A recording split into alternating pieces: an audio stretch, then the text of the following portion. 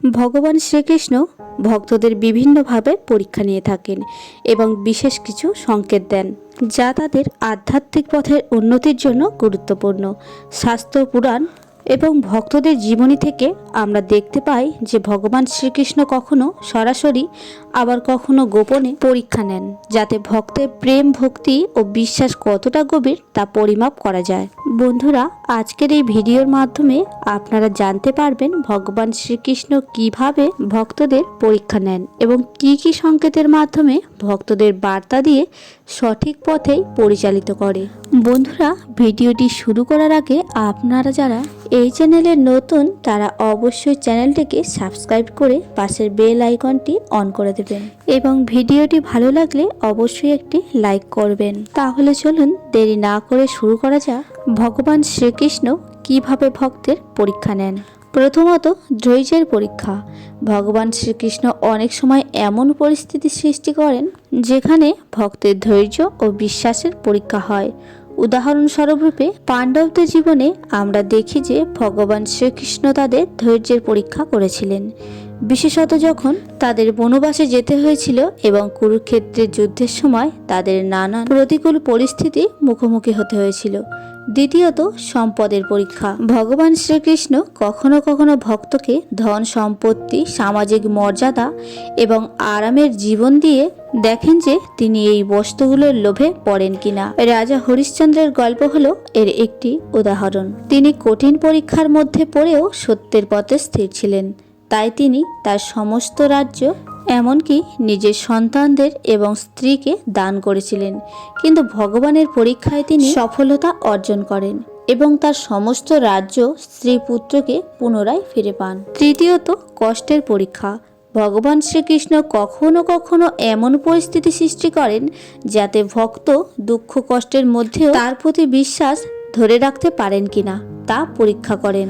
উদাহরণস্বরূপ রূপে ভক্ত প্রহ্লাদ অসুর রাজা হিরণ্যকশিপুর কষ্টদায়ক নির্মম অত্যাচার সহ্য করেও শ্রীকৃষ্ণের প্রতি অটল ভক্তি প্রদর্শন করেন। চতুর্থ, প্রলোভনের পরীক্ষা।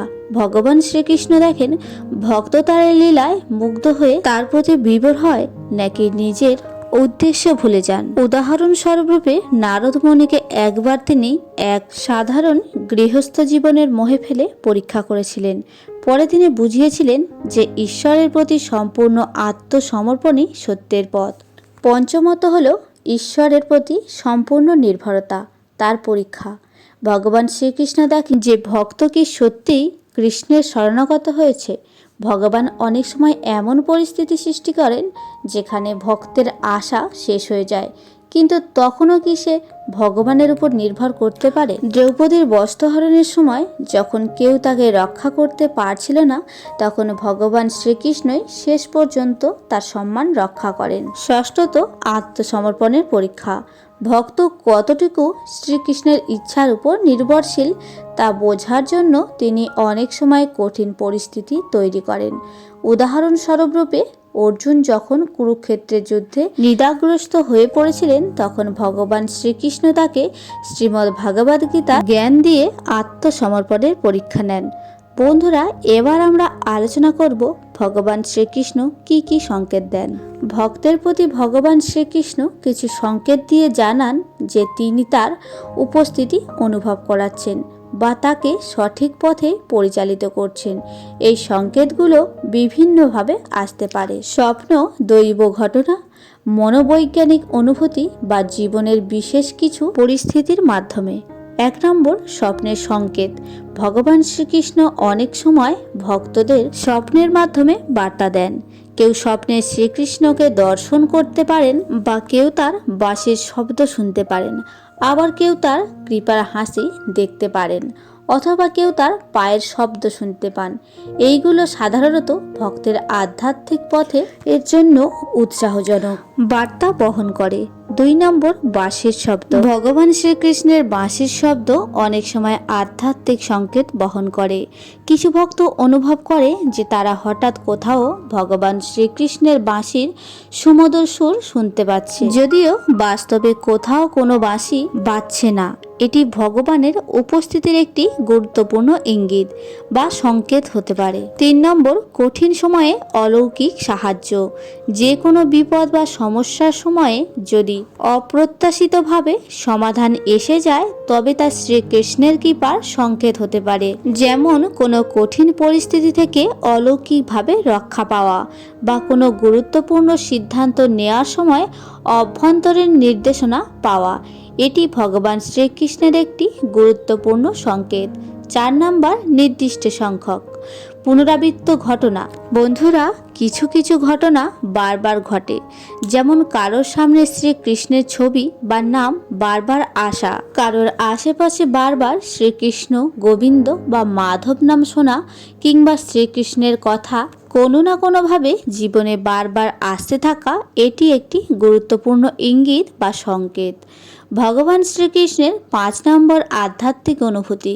ভক্ত কখনো কখনো গভীর ভক্তির সময় বা নাম সংকীর্তনের সময় ভগবানের অপার কৃপা অনুভব করেন। হৃদয়ে এক অদ্ভুত আনন্দ ভরে যায়, চোখ থেকে আনন্দে অশ্রু ঝরে এবং মনে এক অবর্তনীয় প্রশান্তি আসে। এটি ভগবান শ্রীকৃষ্ণের একটি গুরুত্বপূর্ণ সংকেত। 6 নম্বর, কঠিন পরীক্ষার মধ্যে শান্তি অনুভব। ভগবান শ্রীকৃষ্ণ অনেক সময় সংকেত দেন যে তিনি ভক্তের পাশে আসেন। যখন ভক্ত কোনো কঠিন পরিস্থিতির মধ্যেও শোক না পেয়ে এক অভ্যন্তরীণ শান্তি অনুভব করে, এটি তার আশীর্বাদের স্পষ্ট লক্ষণ। 7 নম্বর, আকস্মিক আধ্যাত্মিক শিক্ষা লাভ। ভগবান শ্রীকৃষ্ণ অনেক সময় এমন মানুষ বা পরিস্থিতির মাধ্যমে শিক্ষা দেন যা একজন ভক্তকে জীবনের কোনো গভীর সত্য উপলব্ধি করতে সাহায্য করে। কখনো গুরুজনদের মাধ্যমে বা কখনো পড়তে পড়তে, আবার কখনো কোনো ঘটনার মাধ্যমে শ্রীকৃষ্ণ ভক্তকে বিশেষ বার্তা দেন। 8 নম্বর, শ্রীকৃষ্ণের কোন রূপ বা চিহ্নের আকস্মিক প্রকাশ। কখনো কখনো ভক্তরা এমন চিহ্ন দেখতে পান যা শ্রীকৃষ্ণের উপস্থিতি বোঝায়, যেমন কোনো পাথরের ওপরে সংকেত চিহ্ন দেখতে পান যা শ্রীকৃষ্ণের মূর্তি বা ছবি হঠাৎ কোথাও চোখে পড়া বা আকস্মিকভাবে কৃষ্ণের প্রসঙ্গ উঠে আসা। এগুলো ভগবান শ্রীকৃষ্ণের একটি গুরুত্বপূর্ণ সংকেত। সর্বশেষে বলা যেতে পারে, ভগবান শ্রীকৃষ্ণ তার ভক্তদের পরীক্ষা নিয়ে তাদের ভক্তি, ধৈর্য ও বিশ্বাস ও আত্মসমর্পণ যাচাই করেন। পরীক্ষার মধ্যে তিনি ভক্তকে পরিশুদ্ধ করেন এবং তার নিকটবর্তী করেন। তদ্রূপ তিনি বিভিন্ন সংকেতের মাধ্যমে জানান যে তিনি সর্বদা ভক্তের সঙ্গে আছেন। একমাত্র যারা নিষ্ঠার সঙ্গে ভগবানের শরণ গ্রহণ করেন তারাই এই সংকেতগুলো বুঝতে, উপলব্ধি করতে পারেন। ভক্ত যদি সমস্ত পরীক্ষায় উত্তীর্ণ হয় এবং শ্রীকৃষ্ণের সংকেতগুলোর প্রতি মনোযোগী হন তবে তিনি ধীরে ধীরে শ্রীকৃষ্ণের চরণে সম্পূর্ণ আত্মসমর্পিত হতে পারবেন এবং চিরস্থায়ী আনন্দ ও মোক্ষ লাভ করতে পারবেন। বন্ধুরা, আজকের এই ভিডিওর কথাগুলি যদি আপনাদের ভালো লাগে তাহলে শুদ্ধ মনে প্রাণ খুলে বলুন জয় শ্রীকৃষ্ণ, জয় শ্রী রাধে।